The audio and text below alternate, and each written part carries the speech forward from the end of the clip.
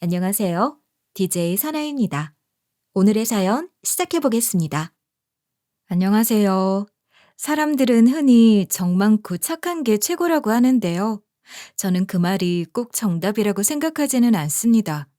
왜냐하면 그 의도와는 달리 예상치 못한 처참한 결과가 나타나기도 하거든요. 원래 전 이런 마음을 강요받는 환경에서 자랐는데요. 도저히 참을 수 없어서 인생을 걸고 발버둥 쳐야 했어요. 만약 저라는 사람을 조금만 깊이 들여다보신다면 생각보다 만만한 인생이 아니었다는 걸 느끼실 거예요. 하지만 아무리 힘들어도 타인이 제 인생을 마음대로 휘젓게 놔둘 순 없었어요. 그래서 참지 않고 터뜨려 버렸죠. 과연 제가 어떻게 상황을 이겨나갔을지 궁금하지 않으세요? 지금부터 들려드릴 테니 귀 기울여 주세요. 저는 올해로 38살이고 독립적이고 책임감이 강한 성격의 여자입니다. 겉으로 보기엔 그냥 어디서나 마주칠 법한 흔한 직장인인데요. 내면을 들여다보시면 깜짝 놀라실 거예요. 사실 저라고 이렇게 굴곡 있는 인생을 살고 싶은 건 아니었어요. 하지만 어릴 때부터 남다르게 도끼를 가질 수밖에 없는 이유가 있었습니다. 바로 우리 부모님 때문에 전 날카로워진 거였어요. 왜냐하면 우리 부모님은 돈가스 맛집을 운영하셨는데요. 주변에서 입소문도 좋게 난 편이고 줄 서서 먹어야 하는 날도 있을 정도로 장사가 제법 잘 됐습니다. 여기까지 설명드리면 도대체 왜 제가 남다르게 도끼를 품어야 했는지 이해가 가지 않으실 거예요. 그런데 우리 집은 이런 돈가스 맛집을 활발하게 운영하고 있음에도 집안 형편이 여유롭지 않았어요. 차라리 남을 위해 기부하느라 집안 형편이 어려운 거였다면 이해라도 했을 겁니다. 하지만 우리 엄마와 아빠는 주변에 돈을 빌려주고도 갚으라는 말을 하지 못하는 분들이셨어요. 엄마, 아빠, 지난번에 영범이 아저씨한테 빌려줬다던 돈은 돌려받으신 거예요? 그 아저씨 또 안 갚았죠? 분명 갚겠다고 약속하신 날짜 지나지 않았어요? 그렇게 빌려주기만 하고 받지는 못하면 어떡해요? 선우야, 만약 갚을 수 있는 형편이 됐으면 돌려주러 오지 않았을까? 원래 어려운 사람들한테는 재촉하는 거 아니야. 괜히 막다른 길에 서서 잘못된 선택하면 어떡해. 그냥 우리는 다시 벌면 되는 돈이잖아. 그래, 네 엄마 말이 맞다. 우리는 돈가스로 장사가 잘 되는 편이니까 걱정할 필요는 없잖아. 아무리 살아가면서 돈 없으면 안 된다고 해도 사람보다 중요하진 않은 법이야. 주변에서 손을 내밀면 도와주는 게 맞지. 사람들이 참 너무했던 게 뭔지 아세요? 분명 빌리러 올 때면 세상에 우리 엄마랑 아빠밖에 없는 사람처럼 굴고 온갖 듣기 좋은 소리를 늘어놨습니다. 이젠 진짜 마지막이에요. 그동안 누구한테도 창피해서 말을 못했어요. 그나마 사장님이 사람 좋으셔서 용기 내 찾아온 거예요. 원래 인상도 서글서글하시고 따뜻하시잖아요. 절 구해주실 분은 사장님 뿐이에요. 아니, 도대체 얼마나 어렵길래 간절한 얼굴로 찾아왔어. 도저히 모른 척 할 수 없을 지경이네. 자네 끼니는 잘 챙기고 있긴 한 거야? 얼굴이 이렇게 야위어서 뭘 어쩌려고 그래? 돈 빌려줄 테니까 돈가스 정식도 먹고 가. 저도 여기까지 들었을 때는 언젠가 다시 은인에게 은혜를 갚으러 올 줄 알았습니다. 하지만 갚아야 하는 시점이 오면 사람들이 하나같이 언제 그랬냐는 듯이 모른 척 하더라고요. 왜 자꾸 귀찮게 얼쩡거리고 그러세요? 제가 무슨 돈을 빌렸다는 건지 모르겠네요. 그냥 좀 밥 먹여주신 걸로 이렇게 나오시면 안 되죠. 아무리 눈 뜨고 코 베어가는 세상이라지만 너무하시네. 덕분에 전 어릴 때부터 사람에 대한 신뢰를 잃었던 것 같아요. 아무리 사탕발림을 늘어놓아도 잎싹 닦아버리면 끝이었으니까요. 그런데 우리 아빠는 그런 사람들한테 너무 약하셨어요. 게다가 우리 엄마도 그런 아빠를 막아세우긴커녕 마음 아파하며 공감하는 분이셨죠. 만약 차용증이라도 썼으면 그걸 들이밀고 갚으라고 하면 될 겁니다. 하지만 우리 엄마랑 아빠는 제가 차용증을 언급하기라도 하면 화들짝 놀라는 분이셨어요. 도대체 왜 그냥 돈만 쓱 주고 오시는 거예요? 차용증이라도 쓰셔야 나중에 돌려받을 수 있는 거잖아요. 우리가 땅 파면 돈 나오는 부자도 아닌데 왜 자꾸 퍼주세요. 이러다가 우리 가족이 길거리에 나 앉을까 봐 걱정돼요. 선우야, 엄마랑 아빠가 널 그렇게 키웠어? 어떻게 차용증 같은 걸 입에 올릴 수 있는 거니? 얼마나 빌릴 곳이 없으면 막막하게 우릴 찾아왔겠어.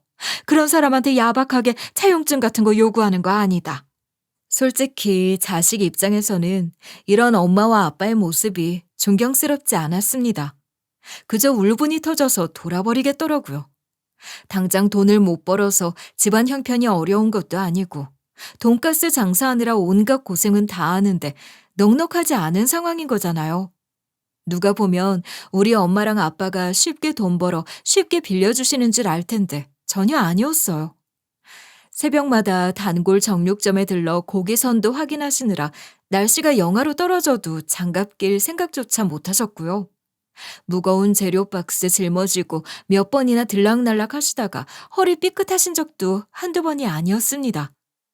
게다가 점심시간에는 장사가 잘 돼서 손님들이 줄을 서고 계신 만큼 눈치 보느라 끼니도 대충 말아 드셔야 했어요. 그리고 손등과 팔뚝은 언제나 기름 튄 자국이 고스란히 남아 있었죠. 그러고 나서 겨우 장사가 끝나면 고무장갑 끼고 싱크대에 엎드려 설거지 하시느라 손끝이 갈라졌습니다. 당연히 자식 입장으로는 이런 고생이 헛되지 않기를 간절히 바랄 수밖에 없었어요. 결국 저는 아빠 친구 아저씨한테 먼저 돈 좀 갚으라고 언성을 높인 적도 있었습니다. 하지만 아빠한테 오히려 눈물이 쏙 빠질 정도로 혼나고 말았어요.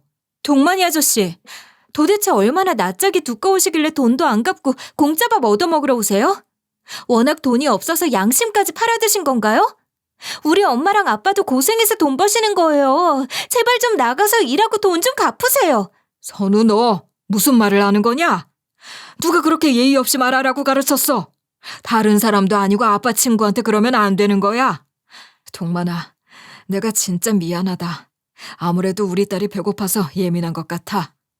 이 염치 없고 얄미운 아저씨는 제 말에 상처받았다는 핑계를 대며 또 돈가스 정식을 공짜로 얻어먹고 갔습니다.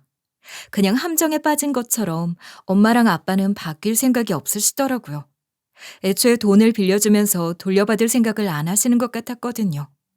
그래도 뭐 이런 부모님 밑에서 자라다 보니 저도 나름대로 단단해지긴 했어요. 덕분에 지금의 독립적이고 책임감이 강한 성격을 가질 수 있었던 거예요. 그래서 전 고등학교 때부터 아르바이트를 시작했습니다. 아무래도 학생 신분이었기 때문에 한계가 있긴 했어요. 하지만 부지런히 살면서 신문 배달을 하고 동네 슈퍼를 지켰습니다. 선우야, 역시 머리가 빠릿빠릿해서 그런지 요즘 들어오는 돈도 구멍이 안 나는 것 같고 너무 좋다. 이번 달에도 나름 넉넉하게 챙겨줬으니까 앞으로도 잘 부탁할게. 아직 학생인데 고생이 많구나. 솔직히 일을 능숙하게 엄청 잘했다기보단 어린 학생이 열심히 살아보겠다고 발버둥 치니 기회를 주시는 어른들이 계셨던 것 같아요. 여전히 가슴 깊이 감사하게 생각하고 있죠. 게다가 전 미래를 위해서 꼭 대학에 가야 한다고 생각했어요. 그래서 아무리 아르바이트를 피곤하게 다니더라도 공부를 놓지 않았습니다. 어떻게든 밤마다 졸린 눈을 비비면서 문제집 붙잡고 살았어요. 그 당시에는 아무것도 하지 않고 잠만 자는 시간이 아깝게 느껴졌거든요. 물론 지금에 와서 돌이켜보면 도대체 어떻게 했던 일인가 싶네요. 그냥 젊은 날의 패기라고 봐야 하겠죠. 그렇게 저는 대학에 가고 대기업까진 아니지만 제법 규모가 있는 회사에 취직할 수 있었어요. 역시 우리 부모님도 많이 기뻐하시더라고요. 하지만 저는 거기서 만족하지 않고 집을 사기 위해 최대한 절약하고 살았습니다. 아무래도 우리 부모님을 가만히 지켜보고 있으면 나중에 지원을 기대하기는 어려울 것 같았거든요.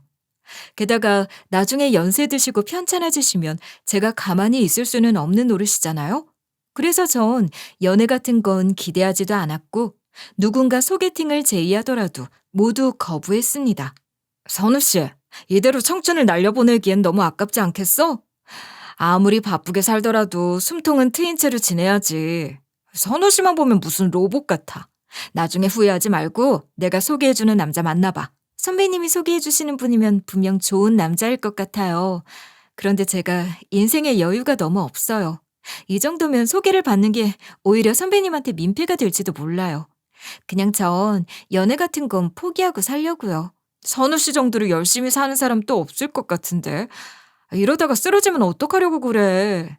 내가 연애하라는 말은 이제 그만할게. 대신 남들처럼 꽃구경도 가고 바람도 쐬면서 살아.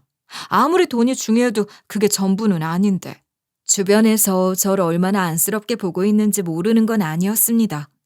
하지만 이대로 남들 누리는 거 다 누리면서 살기엔 미래가 안 보이더라고요. 그냥 제 인생 하나 책임지는 것도 너무 정신 없었던 것 같아요. 그렇게 휴가도 거의 반납할 정도로 아등바등 살았더니 집 한 채를 구매할 수 있었습니다. 솔직히 잔금을 치를 때도 현실감이 없어서 꿈을 꾸는 것 같았어요. 하지만 등기를 뽑아 보니까 그제야 제 명의의 집이 생겼다는 걸 실감할 수 있었죠. 그런데 또 신기한 건 인생의 목표를 하나 이루고 났더니 주변을 둘러보게 되더라고요. 오히려 마음이 허전하기도 했던 거예요. 몇 없는 친구들은 이미 결혼해서 아이까지 낳고 행복하게 잘 지내고 있는데 저한텐 그저 집 하나 덩그러니 남은 거잖아요. 문득 제가 이걸 얻어내기 위해 모든 걸 다 포기하고 살았다고 생각하면 가슴 한켠이 쓸쓸해졌습니다. 그렇게 저는 마음속으로 늦었다고 생각하면서도 이제는 사람 좀 만나봐야겠다는 결심을 하게 됐어요. 아무래도 결혼해서 같이 가정을 이룰 상대가 필요했거든요. 우선 결혼정보회사부터 가입했어요. 나름 이렇게까지 프로필 사진을 신경 써서 촬영한 건 처음이었던 것 같아요. 그리고 제가 어떤 등급이 매겨지는지 기다리며 얼마나 긴장했는지 몰라요. 하지만 결혼정보회사에서는 저뿐만 아니라 집안도 확인하는 만큼 기대하는 결과를 얻기 어려웠습니다. 선우님은 높은 점수를 받으실 수는 없을 거예요. 아무래도 결혼은 집안과 집안이 만나는 만큼 하나부터 열까지 다 따져봐야 하거든요. 요즘은 집에서 얼마나 지원해 줄 수 있는지도 점수에 포함돼요. 제가 어떤 집에서 자라왔고 어떤 부모님의 자녀인지는 스스로 누구보다 잘 알고 있었습니다. 그래서 이의제기 같은 건 꿈꾸지도 않고 결과를 받아들였어요. 대신 주변을 뒤져 소개팅에 적극적으로 임하기로 했죠. 하지만 제 나이의 여자를 원하는 남자부터가 너무 적더라고요. 그냥 이대로 끝인가 싶을 정도로 제 나이를 알리자마자 소개를 받지 않겠다는 경우가 너무 많았습니다. 그렇다고 제가 연하의 남자들을 원한 것도 아니었어요. 언제나 또래의 남자를 기대하고 있었죠. 하지만 다들 저보다 젊은 여자를 만나기를 소망하고 있더라고요. 아무리 억울하다고 해도 사람마다 취향이 다른 법인데 어떻게 절 강요하겠어요? 꾹 참고 저라도 괜찮다고 하는 상대가 나타나길 빌었죠. 그리고 몇 번의 인내 끝에 제 나이라도 괜찮다고 하는 남자들을 소개받게 됐어요. 그런데 당시에 전 30대 중반이었던 상황이니 결혼할 상대를 찾는 거잖아요. 아무래도 연애를 기대할 수는 없기는 했습니다. 그러다 보니 모든 대화가 조건을 주고받는 시기였어요. 선우 씨는 본인 명의 자가를 갖고 계시다고 들었어요. 그건 정말 높이 사고 싶네요. 그런데 진짜 중요한 건 평수는 어느 정도 되고 주변 인프라는 어떻게 형성되어 있나요? 아무래도 세를 줄지 거기서 살지 결정해야 하잖아요. 당연히 결혼은 애들 장난이 아니니까 어느 정도 조건을 따지는 게 맞다고 생각합니다. 하지만 상대가 어떤 사람인지 제대로 알지 못하는 상황에서 이런 질문부터 나오니 난처하더라고요. 사실상 거래하러 나온 기분이 들었어요. 게다가 결혼이라는 건 동등한 입장에서 맞춰 나가야 하는 건데 꼭 본인이 노처녀인 절 구원해주기라도 하는 것처럼 면접 보듯이 구니까 황당하더군요. 결국 전 시기를 놓친 거라고 생각해 결혼을 포기하는 게 맞지 않나 싶었습니다. 그러던 어느 날 우리 옆집에 이사 오신 아주머니 한 분이 집들이를 할 거라며 찾아오셨어요. 아가씨, 내가 오랜만에 친구들을 다 같이 만나는 거라 시끄러울 수도 있을 것 같아. 미리 사과하려고 찾아왔어. 이번 한 번만 좀 신나게 떠들 거고 다음부터는 귀찮게 하는 일 없을 거야. 알겠습니다. 마음 쓰지 않으셔도 돼요. 오랜만에 친구들 부르시는 거면 즐겁게 시간 보내셔야죠. 미리 알려주셔서 감사해요. 앞으로 이웃으로 지내면서 얼굴 붉히지 않고 사이좋게 지내고 싶어요. 솔직히 전 이 집이 제 명의로 구입한 거라 오래 지낼 거라고 생각해서 굳이 분란을 일으키고 싶지 않았습니다. 그래서 웬만큼 소음이 발생하는 건 상관없다고 생각했어요. 그런데 옆집 아주머니는 제가 흔쾌히 응하니 고마우셨나 봐요. 나중에 집들이 당일이 되고 친구분들이 다 같이 놀러 오셨을 때 다시 한번 찾아오시더라고요. 아가씨, 우리 집에 지금 먹을 거 엄청 많아. 아무리 우리가 사람이 여럿이더라도 다 먹기는 무리야. 같이 나눠 먹자. 안 그래도 시끌벅적할 텐데 가만히 듣고 있는 것보다 먹을 거라도 얻어먹는 게 낫잖아. 원래 전 초면에 사람에게 곁을 내어주는 편이 아니었습니다. 아무래도 부모님 때문에 받은 영향으로 사람과 사람 사이에 불신이 있었던 것 같아요. 하지만 제가 몇 번 거절해도 아주머니의 제안은 끈질기더라고요. 결국 전 어쩔 수 없다는 마음으로 집들이에 참석했어요. 그런데 막걸리를 한두 잔씩 받아 먹다 보니 기분이 좋아지고 입이 풀렸나 봐요. 평소와는 달리 저에게 쏟아지는 질문에 망설이지 않고 대답한 거예요. 그러다 보니 제가 살고 있는 집도 제 명의로 구매해서 살고 있다는 이야기까지 나왔습니다. 그랬더니 아주머니 친구분들이 격한 반응을 보이시더라고요. 아니, 혼자 살기 너무 아까운 거 아니야? 빨리 괜찮은 남자 물어다가 옆에 끼고 살아야지. 요즘 아가씨답지 않게 똑 부러져서 내가 아들만 있었으면 며느리 삼았을 거야. 누구 주변에 좋은 남자 없어? 내가 아는 총각 몇 명 있는데 한번 만나볼래? 다들 성실하고 성격도 좋아서 아가씨가 데려가면 좋을 것 같은데. 괜히 재고 따질 필요 없이 서로 부딪히지 않고 사는 게 최고거든. 당연히 저도 좋은 남자가 있다면 만나고 싶은 마음이 굴뚝 같았습니다. 하지만 아주머니 친구분들이 저한테 기분 좋으라고 던지는 말씀일 거라고 생각했어요. 굳이 의미 있게 생각하지는 않았던 거죠. 그런데 다음 날이 되자 옆집 아주머니가 진짜 찾아오시더라고요. 아가씨, 내 친구들이 지금 다 아가씨 이야기만 하고 있어. 혹시 시간 괜찮으면 자리 만들어 달라고 할까? 아니면 내가 연락처 다 넘겨줄 테니까 마음에 들 만한 남자 있으면 직접 전화 걸어봐. 분명 전날까지는 혹하기도 하는 제안이었는데 맨정신에 다시 생각해보니까 조금 고민스러웠습니다. 왜냐하면 옆집 아주머니랑은 계속 얼굴 봐야 하는 사이잖아요. 이런 식으로 괜히 잘못 엮였다가 괜히 감정이 안 좋게 헤어지기라도 하면 저만 곤란할 것 같더라고요. 그래서 대충 연락처를 받기만 하고 고민을 거듭했습니다. 그런데 평생을 아무랑도 엮이지 않고 살았던 제가 어떻게 하루에 엮일 남자가 여러 생긴 거예요. 출근길에 저랑 부딪혀서 옷에 커피 흘린 남자가 있었는데요. 퇴근길에 또 만났어요. 아침에 저 때문에 곤란하시지 않았어요? 이렇게 다시 만난 것도 인연인데 밥 한번 사게 해주세요. 아까 일로 너무 죄송한 마음에 하루 종일 업무에 제대로 집중하지도 못했거든요. 아무래도 제대로 사과를 해야 할 것 같아요. 뭐 세탁 한번 하면 끝날 일 같긴 한데요. 얼마나 미안했으면 하루 종일 업무에 제대로 집중하지도 못했던 건지 궁금하네요.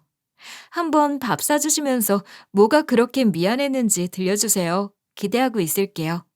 사실 제가 출근길에는 너무 정신없으니 대충 괜찮다고 무마하고 가버렸거든요. 그렇게 우리는 우연히 식사를 함께 하게 됐는데 남자가 호감형인데다가 말도 잘하고 저랑 여러모로 생각이 일치하더라고요. 그러다 보니 자연스럽게 마음이 기울어지게 됐습니다. 그리고 우리는 밥 한 번, 커피 한 번, 영화 한 번 이런 식으로 만남을 이어갔어요. 결국 남자 역시 절 좋아라 해서 제 인생 처음으로 연애를 하게 됐습니다. 솔직히 이 나이에 첫 연애라는 사실이 부끄럽기도 했지만 괜히 엉뚱한 사람을 만나서 시간 날린 것보다 열심히 일해 돈 모으고 이런 남자한테 정착하게 된다는 게 다행스럽기도 하더라고요. 그러던 어느 날 남자친구가 같이 산부인과에 가자고 했습니다. 난 당신하고 진지하게 만나고 있어. 앞으로 우리가 결혼을 염두에 두고 있는 만큼 자녀 계획도 어떻게 해야 할지 고민해야 하잖아. 괜히 겁먹지 말고 건강 체크한다 생각하고 같이 가자. 나도 검사 받을 거야. 남자친구의 제안은 서로 임신을 기대할 수 있는 상황인지 알아보자는 거였습니다. 솔직히 당황스러우면서도 현실적으로 고려해야 하는 부분이기도 해서 응하기로 했죠. 애초에 저만 검사하자는 것도 아니었으니까요. 그렇게 우리는 각자 임신을 충분히 기대할 수 있다는 결과를 받았어요. 당연히 저랑 남자친구 모두 들떠서 기뻐했죠. 정말 다행이다. 앞으로 당신이랑 어떤 가정을 그려나갈 수 있을지 너무 기대돼. 우리 둘 다 건강하다는 것만으로도 이렇게 행복할 수 있다니 기뻐. 솔직히 긴장하고 있었는데 이제 마음이 놓인다. 난 이런 결과 나올 줄 알았어. 그냥 확실하게 검사 받아두면 좋으니까 제안했을 뿐이야. 당신이 고생스럽지 않은 선에서 우리 애들 낳고 좋은 부모가 되어보자. 물론 좋은 남편이 먼저 될게. 꼭 프로포즈를 받은 것처럼 기분이 행복했던 것 같아요. 그런데 남자친구가 화장실을 갔다 오겠다면서 자리를 비우더라고요. 처음엔 그냥 기다렸는데 생각보다 오래 걸리는 것 같아서 뭔가 이상했죠. 결국 전 뭔 일이 있나 싶어 병원 밖으로 나가봤어요. 그런데 남자친구가 본인 어머니를 모시고 왔더라고요. 심지어 남자친구의 어머니는 지난번 옆집 아주머니 집들이 때 봤던 분 중 한 분이었어요. 솔직히 이게 우연이 맞나 싶기도 하고 당황스러울 수밖에 없었죠. 어머, 우리 아들이 만나고 있다던 여자친구가 이 아가씨였구나. 이렇게 다시 얼굴 볼 줄은 몰랐네. 나는 우리 아들이 여자친구랑 같이 병원을 왔다길래 걱정이 돼서 찾아온 거거든. 둘이 별일 없다니까 다행이야. 맞아요. 이제 걱정하실 필요 없어요. 그나저나 제 여자친구랑 어머니랑 이미 안면이 있었다니 신기하네요. 역시 사람 인연이라는 건 어떻게 될지 모르나 봐요. 언젠가 소개시켜드릴 사이였으니까요. 저의 미심쩍은 마음과 달리 남자친구랑 남자친구의 어머니는 우연이라고 했습니다. 특히 남자친구가 저랑 본인 어머니랑 이미 아는 사이였다는 걸로 깜짝 놀라면서 반가워하더라고요. 그래서 그냥 저도 우연히 이런 식으로 겹쳤나 보다 여기기로 했어요. 괜히 증거도 없는 상황에서 의심하기 시작하면 끝이 없을 거고 저만 스트레스 받을 테니까요. 그렇게 저랑 남자친구는 서로 건강하다는 걸 확인했기 때문에 결혼 준비에 속도를 올리기로 했어요. 다행히 예비 시부모님도 절 마음에 들어 하시고 우리 친정에서도 남자친구를 마음에 들어 하셨죠. 우리 선우가 시집갈 생각이 없는 것 같아서 걱정했는데 훤칠한 사위를 맡게 돼서 다행이다. 그동안 일에 매달리고 살아오느라 무뚝뚝한 부분도 있을 텐데 알고 보면 우리 딸이 진국이야. 서로 의지하면서 잘 지냈으면 좋겠어. 무조건 잘 사는 모습 보여드릴게요. 이미 저희 집에서도 좋은 신부감을 찾아왔다고 칭찬하실 정도거든요. 진짜 좋은 가정을 꾸릴 수 있을 것 같아서 시간 가는 게 즐거워요. 꼭 든든한 사위가 될게요. 어찌 보면 우리는 양가에서 반대할 이유가 딱히 없었습니다. 둘 다 꾸준히 직장을 다니고 있는 데다가 흠잡을 것도 없었거든요. 게다가 저는 산부인과에서 만났을 때 가졌던 우려와 달리 예비 시댁에서도 사랑받았어요. 아직 정식으로 며느리가 된 것도 아닌데 직접 담근 과일청을 챙겨주셨고요. 감기 걸렸다고 하니 따뜻하게 데운 생강차를 보온병에 담아 건네주시기도 했습니다. 그리고 예비 시아버지는 제가 회사에서 힘든 일 없는지 다정하게 물어봐 주셨어요. 심지어 남자친구의 생일에도 되려 예비 시어머니가 저한테 꽃바구니를 선물하신 적도 있었습니다. 나는 진짜 널 딸처럼 생각하고 아껴줄 거야. 혹시 우리 아들이랑 부딪히는 일이 있더라도 걱정하지 말고 나한테 말해라. 무조건 내가 네 편 들면서 마음 상하는 일 없게 해줄게. 앞으로도 잘 부탁한다. 예비 시어머니는 본인이 약속하셨던 대로 결혼을 준비하면서 무엇 하나 강요하지 않으셨습니다.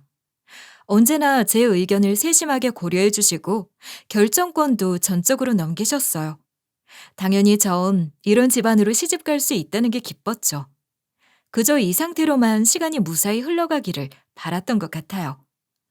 그런데 우리 엄마랑 아빠가 갑자기 또 사고를 한껏 만드셨어요.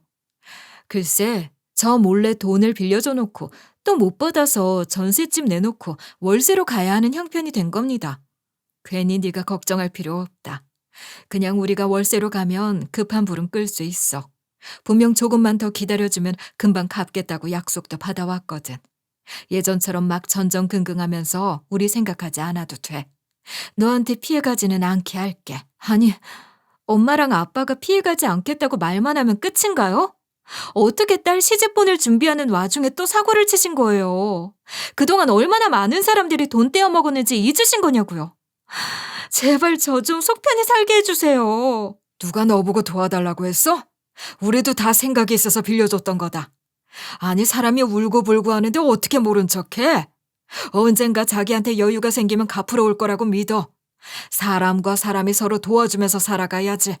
아니, 제가 결혼을 준비하고 있는 시점에서 이러니까 너무 막막하고 화가 나더라고요.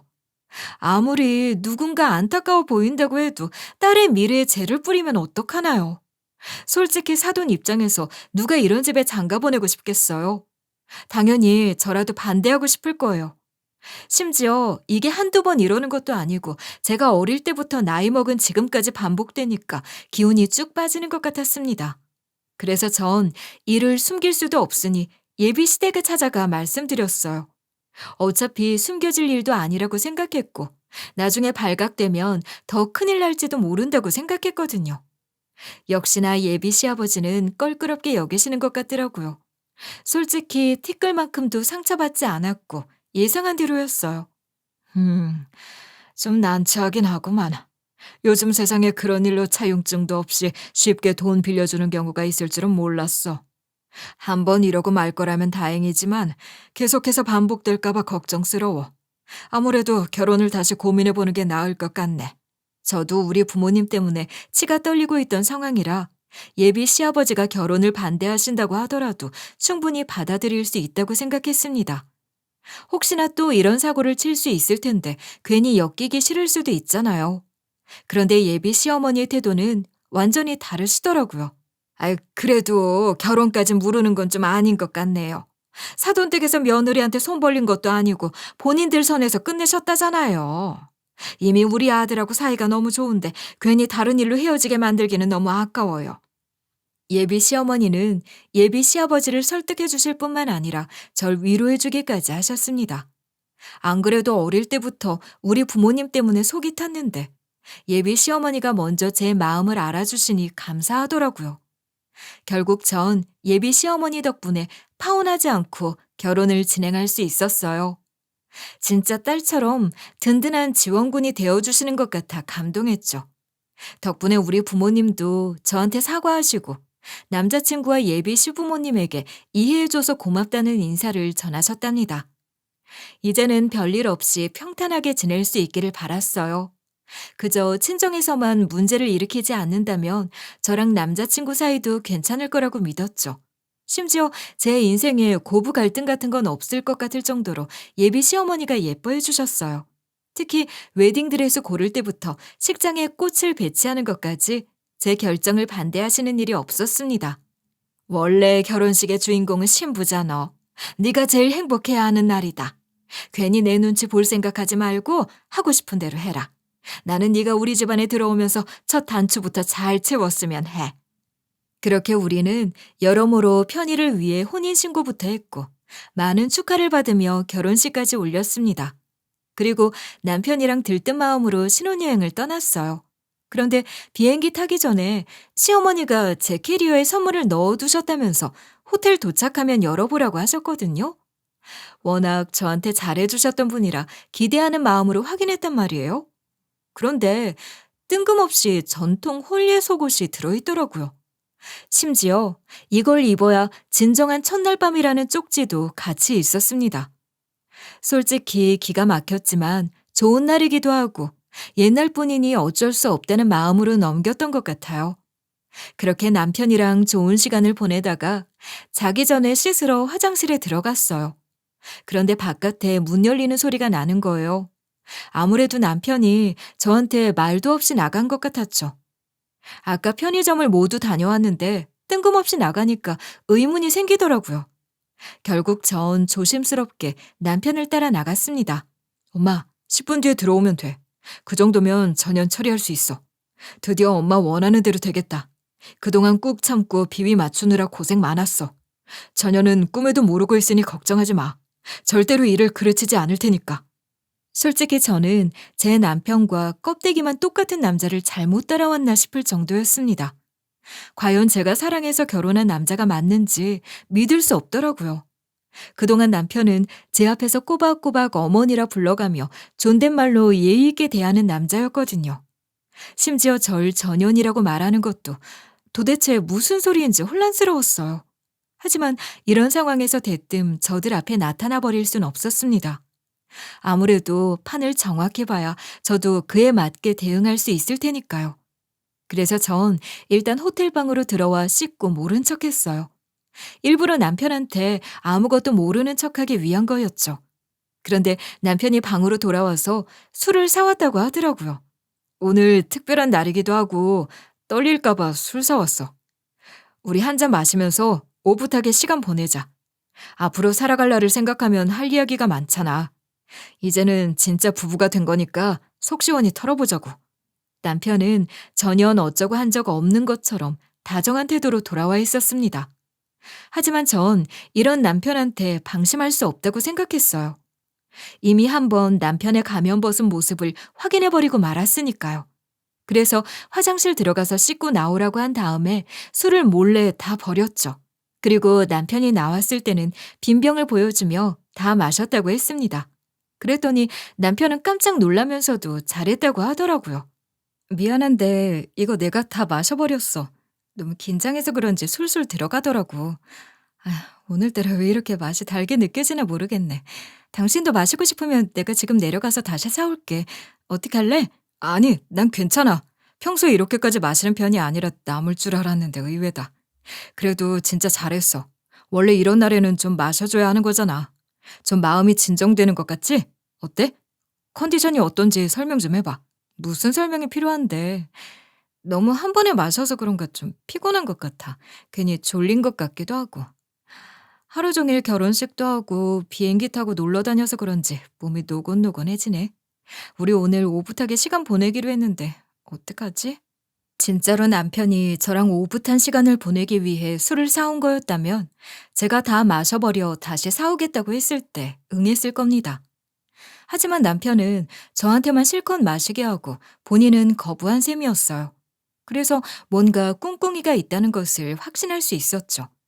그리고 저는 필사적으로 졸린 척을 하며 연기했어요. 그런데 남편은 역시나 절 깨우기는커녕 얼른 푹 자기를 바라더라고요. 오늘만 날이 아니니까 애써 깨어나려고 노력하지 않아도 돼.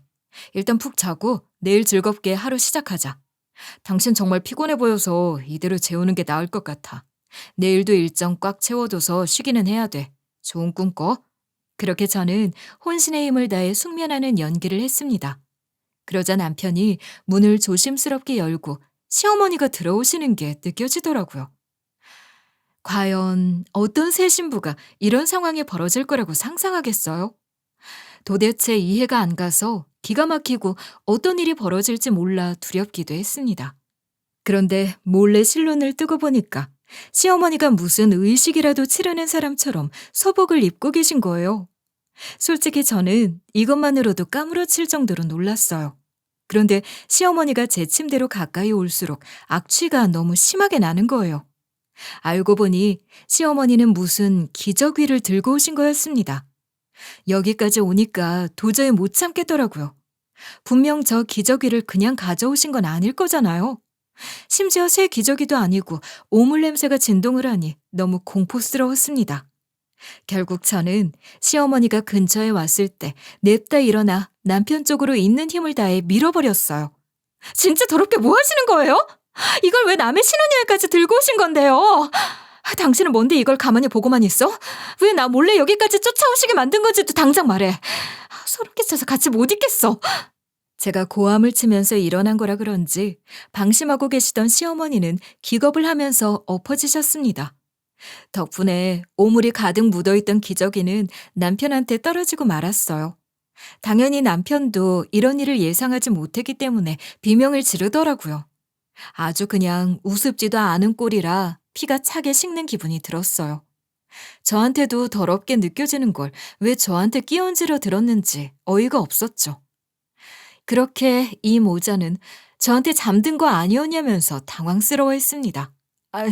너 술 마시고 만취해서 잠든 거 아니었냐? 도대체 언제부터 깬 거야? 분명 우리 아들이 다 확인하고 날 부른 건데 네가 깨어있는 줄 알았다면 내가 그냥 들어왔겠어? 이게 무슨 상황인지 모르겠구나. 당신 아까 술 다 마셨다고 했잖아. 그걸 다 마시고 이렇게 멀쩡해 눈 뜨고 있을 리 없는데? 설마 날 속인 거 아니지? 우리 부부 사이인데 거짓말하면 안 되는 거잖아. 이거 도대체 어떻게 된 일인지 말해. 누가 누구 보고 거짓말을 운운하는 건지 황당했습니다. 심지어 이 상황에 대한 설명을 들어야 하는 사람은 저 아닌가요? 지금 이 상황에서 진짜 뒤통수 치려고 한 사람은 내가 아니라 당신이잖아. 빨리 어머님을 왜 데려왔는지부터 밝혀. 그리고 나한테 뭔 짓 하려고 한 거야? 이 더러운 걸 왜 나한테 들이대려고 한 거냐고! 시어머니는 남편을 대신해서 절 회유하려고 했습니다. 그러면서 밝혀진 사실은 절 얼빠지게 만들었어요.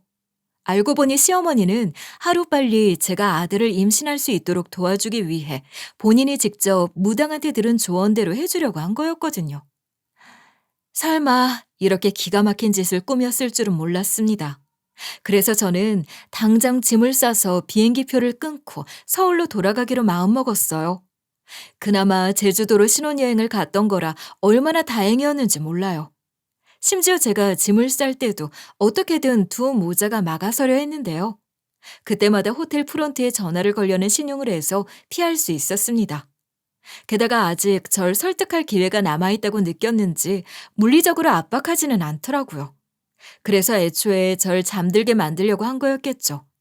하지만 전 남편이 시어머니에게 10분 뒤에 들어오라는 말을 한 순간부터 핸드폰을 숨겨 영상을 녹화한 상황이었습니다. 그래서 증거까지 무사히 확보해 변호사와 이혼 준비를 시작할 수 있었어요. 그리고 이를 시아버지에게도 전달드렸는데 꿈에도 모르셨더라고요.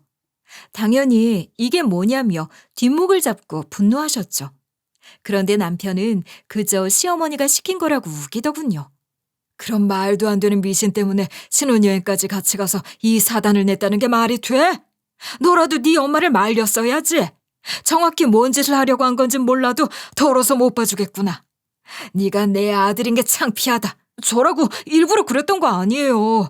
다 엄마가 고집 부리셔서 어쩔 수 없었던 거예요. 이제 결혼하고 나면 적당히 선 그으려고 했어요. 그냥 마지막으로 어머니에게 효도하는 거라 생각한 거죠. 애초에 시어머니는 맹신하는 무당이 따로 있었다고 하더라고요. 그런데 남편이 워낙 마마보이라서 장가를 못 가고 있으니 고민이 많았던 겁니다.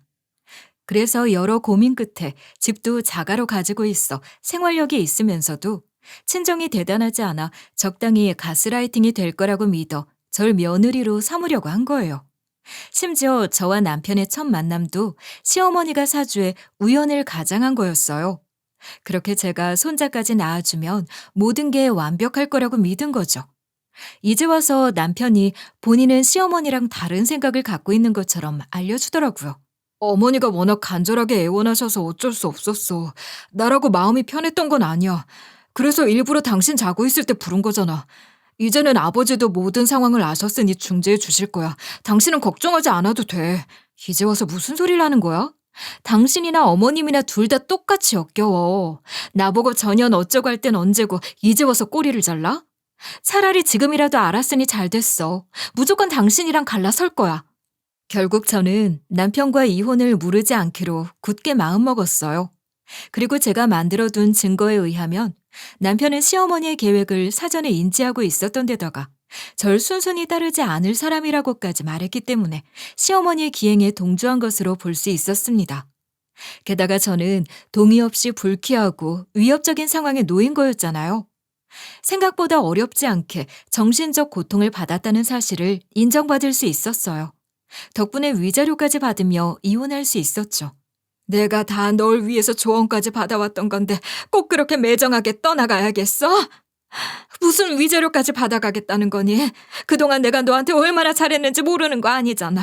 난 널 딸처럼 생각했다니까. 무슨 딸한테 오물 묻은 기저귀를 뒤집어 씌우려고 해요? 그동안 저한테 잘해주셨던 것도 다 꿍꿍이가 있으셨던 거잖아요. 절대로 이 집안의 며느리로 남을 수 없어요. 또 무슨 기행을 벌일 줄 알고요. 전 시어머니는 다 잡은 물고기인 줄 알았던 절 놓치게 되니 엄청 아쉬워했습니다. 하지만 제 마음이 돌아갈 일은 없었죠. 오히려 저한테 잘해줬던 언행들이 스쳐 지나가면서 소름이 끼치더라고요. 그리고 전 시아버지 역시 오만정이 다 떨어졌다면서 이혼을 결심하셨어요. 아무래도 무당한테 모든 대소사를 물어보는 배우자는 버틸 수 없었겠죠. 심지어 남의 똥기저귀까지 받아오는 건 너무 상식적이지 않잖아요. 당신이랑 같이 살다가는 내가 제명에 못 살고 죽을 것 같아. 그렇게 며느리 예뻐하는 척 하더니 뒤에서 그런 수작을 부리고 있을 줄 누가 알았겠어? 게다가 아들놈까지 저 지경이라니 속이 다 터져. 아이, 당신까지 날 버리려고 하면 어떡해. 내가 우리 집을 위해 그런 거잖아. 손자가 태어나면 당신한테도 좋은 거 아니냐고. 괜히 화내지 말고 다시 생각해봐. 이대로 나 혼자 어떻게 살아가라고. 결국 전 시어머니는 뭐 어떻게 막아보지도 못하고 전 시아버지에게 이혼당했습니다.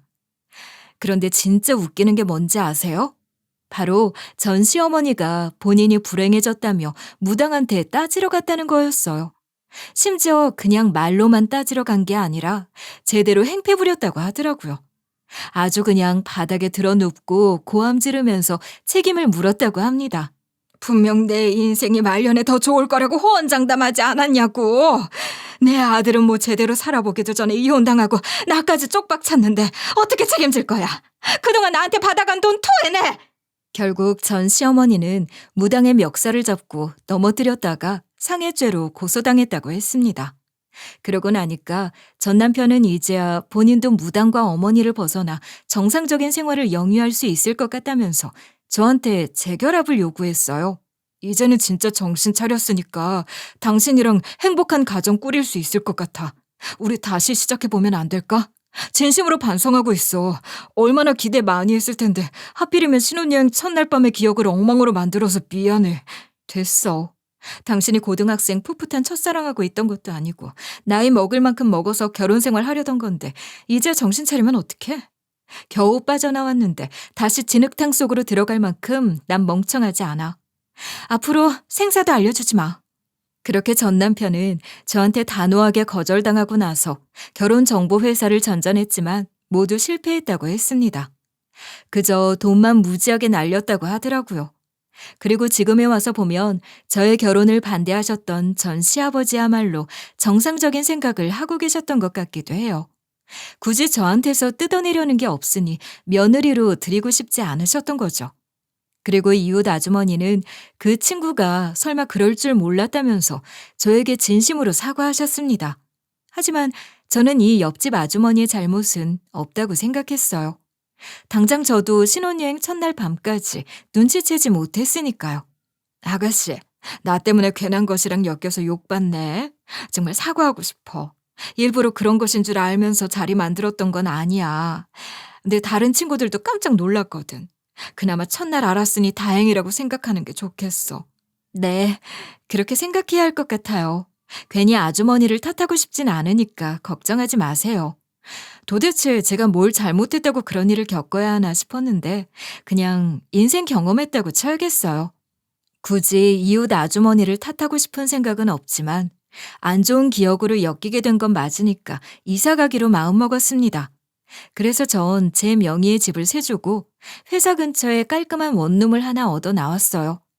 오히려 출퇴근 시간도 확실히 줄어들어서 업무에 집중할 수 있는 것 같아요.